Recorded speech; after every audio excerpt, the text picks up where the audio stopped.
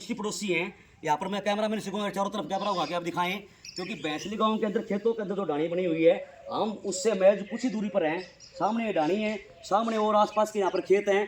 तो यहाँ पर एक गुरुजी पूछे हैं, थोड़ा इस साइड से इस साइड लो। तो यहाँ पर एक जाने माने गुरुजी पूछे हैं।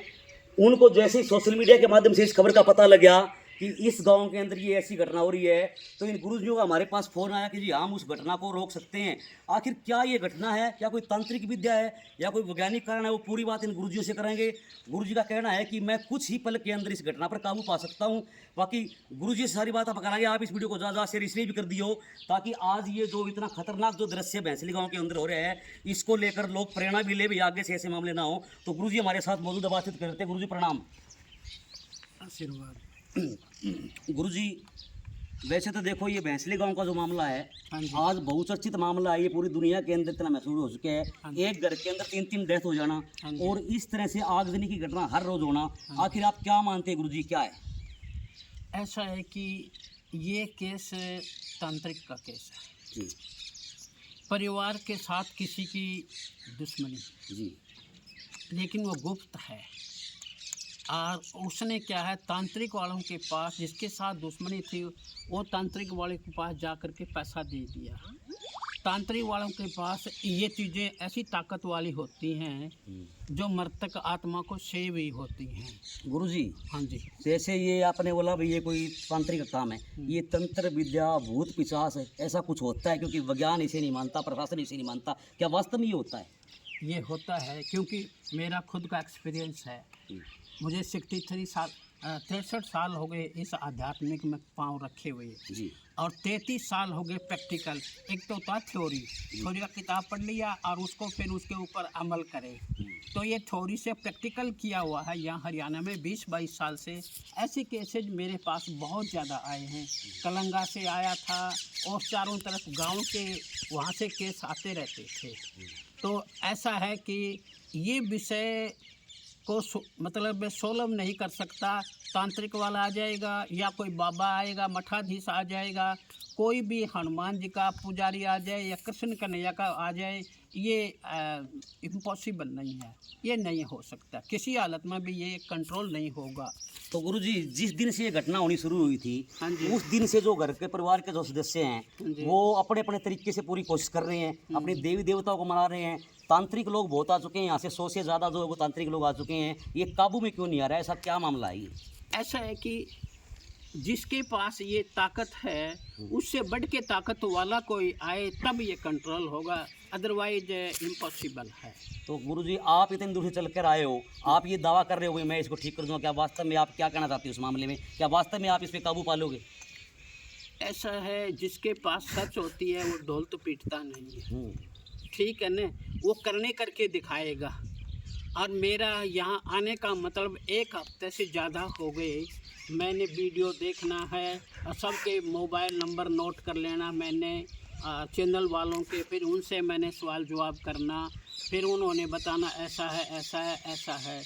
तो लास्ट के अंदर यही हुआ कि नर्सिंग चैनल के द्वारा मेरा यहाँ आना हो गया, NPS न्यूज़ के थ्रू मेरा यहाँ आना हो गया। तो अब मेरा यहाँ आने से पहले मुझे सब कुछ मालूम बताया सतगुरु ने कि यहाँ पर जो काम, जब आग लगती है, जैसे तूड़े में आग लगी तो वहाँ पर एजेंट है पास में जी, वो हाथ की हाथ खबर देता है कि ऐसा कर लो, तो वहाँ पर तूड़े में नीचे आग लग जाएगी। गुरुजी, आपने एजेंट का नाम लिया है, ये एजेंट कोई व्यक्ति है या कोई ऊपरी शक्ति है, या कोई एजेंट आप किसे कह सकते हैं? कोई परिवार का सदस्य, घर का सदस्य, गांव का, या फिर कोई शक्ति है? तांत्रिक वाले से मिला हुआ है, जी, कोई तांत्रिक वाले से मिला हुआ है। वो भेद हम भी जाहिर नहीं कर सकते, बिल्कुल बिल्कुल, क्योंकि हमें भी हुक्म नहीं है, क्योंकि ये विषय को निपटाना अपनी ज़िंदगी पे खेलने वाली बात है।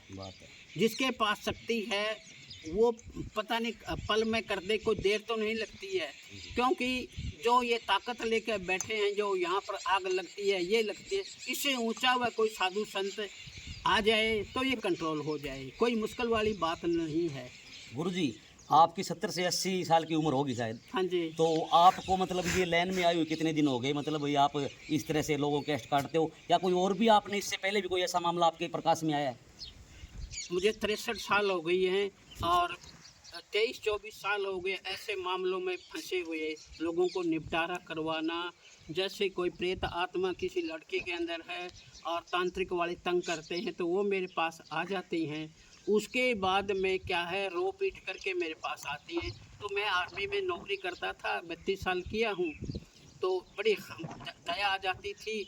उसके बाद में मेरे पास ऐसे सत्संगी हैं, कुछ लड़के भी लड़कियां भी हैं, जाटों के, राजपूतों के, तो उनके अंदर जैसे अंदर में इशारा किया वो छठ उसमें प्रकट हो जाएगी, प्रकट होकर वो चर्चा करेगी। जैसे मैं उसे बात करूँगा तो उसको अग्नि लगेगी, वो उस आत्मा को, जिसको छूर्त बोलते हैं। फिर वो अपने बयानबाजी करेगी कि मैं वो हूँ, मेरे को ऐसा है, मैं आत्मा मेरी भटकती है, ये है। ये ताज्जुब मेरे संसार को तो है ही है, और ये ताज्जुब का विषय मेरे लिए।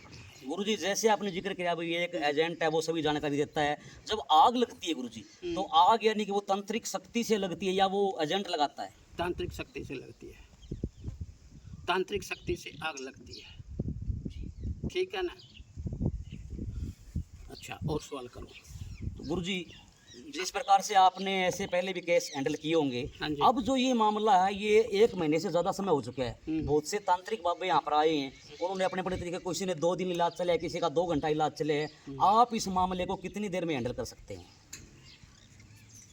ऐसा है कि किसी के विषय को सॉल्व करने के लिए या सुलझाने के लिए उन आदमियों को मेरे हुक्म के अंदर होना पड़े।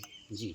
1 घंटा लगे या 1 घंटा ज़्यादा नहीं लगेगा, उनके सर पे हाथ रख देना और राधा स्वामी में जोड़ देना। उसके बाद जिस तांत्रिक ने ये चीज़ें भेजी हैं, उन तांत्रिक से ये चीज़ें बुलाई जाएं, फिर उससे बातचीत करा जाए, तो वो खाली हो जाएगा तांत्रिक वाला।